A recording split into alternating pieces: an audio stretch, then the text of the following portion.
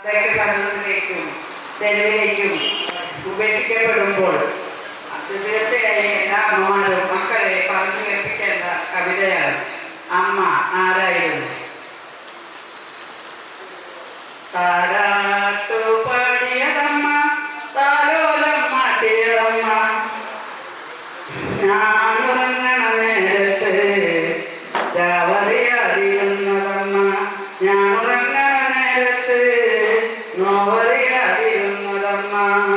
താരാട്ടു പാടിയതമ്മ, താലോലം മാട്ടിയതമ്മ, പൊന്നിന്റെ നിറമല്ലേലും പൊന്നേനു വിളിച്ചതമ്മ, പൊന്നിൻ കുടമായി തന്നെ പൊന്നും മഴ നൽകിയതമ്മ.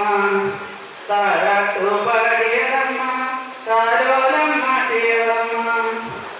പാച്ചിരിയാൽ ഞാനുണരുമ്പോൾ പാൽമധുരം ചുരത്തിയമ്മ, മാമോണിനു നേരം നൽകി മാമണ്ണാൻ കഥ പറഞ്ഞു.